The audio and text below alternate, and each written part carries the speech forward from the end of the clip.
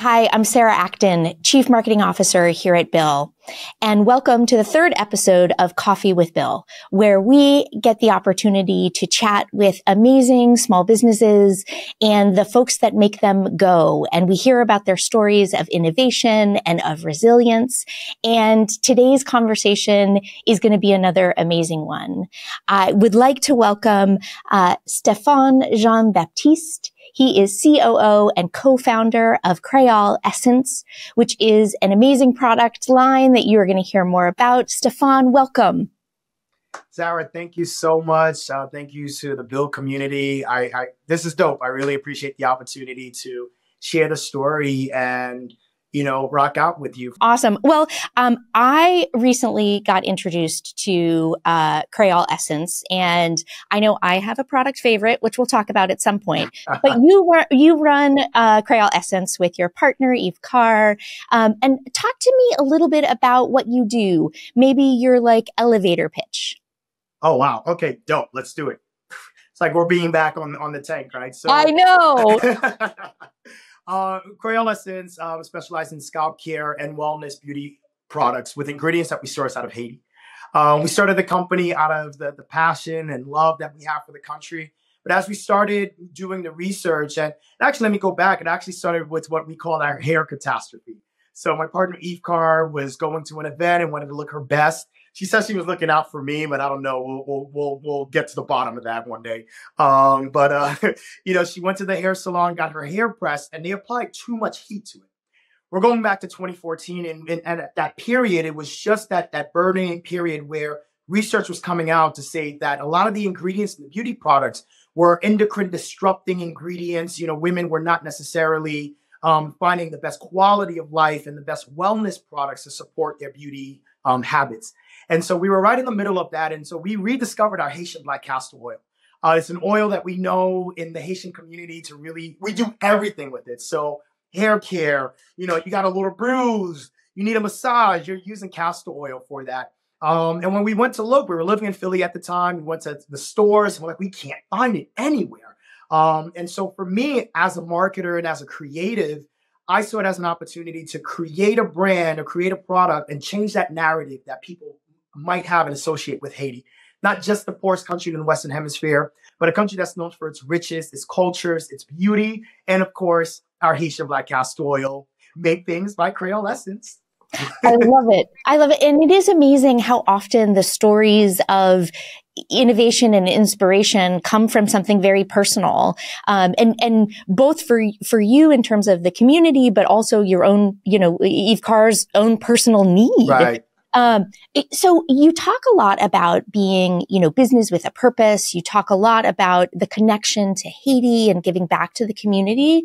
Tell folks a little bit about that and why you're so passionate about that. For sure.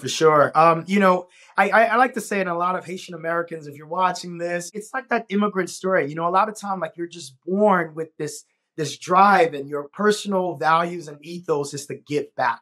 From ever since I can remember, that was something that was indoctrinated in me growing up Haitian American, giving back to community. And so Yve-Car and I actually met together. She was the director of a national Haitian student conference in which she brought in thousands of Haitian American students across the country to really learn the culture, learn the country, and learn how we can be not only just U.S. citizens, but citizens of the world and citizens of Haiti to really give back. And so our journey started very much so in the nonprofit world and the nonprofit sector. And as we started identifying and uncovering the business case for Haitian black castor oil and Kreyol Essence, we saw that not only does it help with farmers, bring them back into their land, but it's primarily women are those that created the Haitian black castor oil. And a lot of the women that we've worked with over the years, they're what Jose, one of our partners, calls as the unbanked. These are women of the poorest conditions, either they have to leave school and raise families, or, they're working in a culture and a society in which it's their husbands that opens up their bank account for them. And so we identify these women and really giving them an opportunity to create work through something that they naturally were doing already, something that they understand. And, we'll make decisions based off those initial marquees or points to ensure that we can grow a sustainable business. I am quite sure that it wasn't all up and to the right. that there were probably some moments of bumps, moments where you and your team had to dig deep and be resilient yourselves. Can you talk a little bit about maybe one of those examples that comes to mind? Oh man, that's a really good question. I think one of the biggest things, channel's most recent was when we aired a Shark Tank. And the most exciting thing about that is, yes, you have that visibility for it, but your infrastructure has to support that. And we were in transitioning from operating out of our 2-car garage in Homestead, Florida, to then scaling, and we bought in a 3PL company to really help us knock orders out. We were told that we were going to air on Shark Tank 2 weeks before. And they were like, hurry up and prepare your inventory. What a lot of people don't tell you. And so, and this is, we aired January of 2020, right? So that year, orders are flying in. Our 3PL, they're dealing with COVID situations and supply chains messes. And so ultimately what we had to do is bring the orders, the quantity of products back to us in Miami so that we can fulfill ourselves. I was able to identify and hire some local kids in the community because I had done this before and I was doing it on my garage. I had that expertise, but to do it in that large scale talk about resilience. It took a lot of, just sort of burying our heads, getting through it so we can get out of the back orders. Our team was amazing, but we still had to jump on social media to let them know, hey, you're going to get your product. We promise. But that was like one of the most recent one, but failure is growth. You really learn, from that of what you're capable of when your back is pushed up against that wall. And I think one of the biggest takeaway from that experience is being able to learn from that growth and learn from that failure. Yeah. And you also talked a lot about, just in that example, the power of your network. Like any business, 100%. They are not totally self-contained. Companies are thinking about scale and thinking about growth. And, you were, in some ways, accelerated by Shark Tank. But for other folks who are thinking about scale and growth, like maybe if there was, one piece of advice that you would give to somebody who's like, Stéphane, I'm thinking about scaling. Like, what's your nugget of wisdom? Yeah. No, great. I'm going to go back to what you said. That was in, so Cosmoprof was here. Cosmoprof was here in Miami, and I had the blessings and the opportunity to network and be in certain rooms that, Sarah, I could only dream of, 10 years ago. And there was a little nugget that was passed over to me. It says, you can have the best product, the best founders and the best company, but access and capital is really what allows a brand to scale and really get to that next level. And access, again, to your point, that networking, that ability to ask for help. I think too often when we're in that space and we're, our heads are buried, we think we're the dumbest person like trying to do this. No, you're not.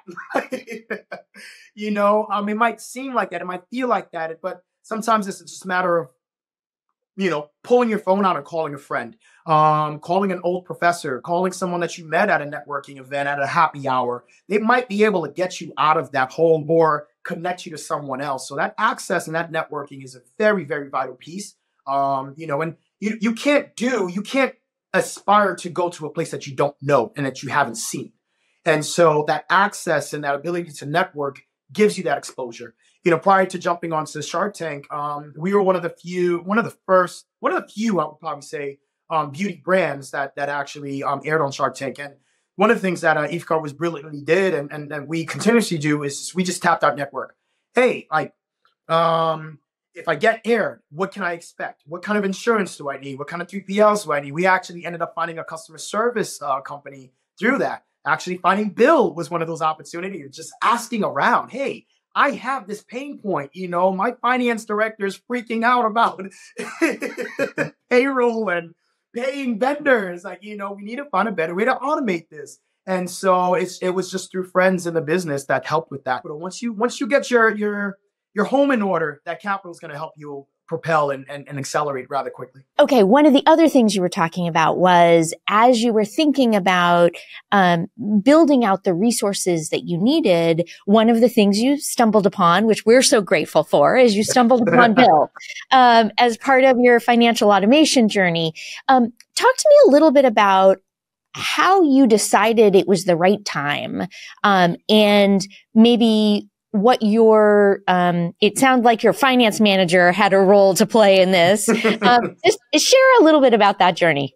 For sure, for sure. When does it make sense? I think one of the best things that founders and entrepreneurs, I would probably say like the little nugget, is listening to the whispers of the universe. And I know it sounds esoteric, but it's picking up and identifying where those points of friction are happening. That's keeping you from growing and keeping you from scaling and listening to it. And so we would have these monthly month-end closings, right, where we just looked at the books, we asked all questions in the team, and we started seeing that the team started growing. Expenses were growing, vendors were growing.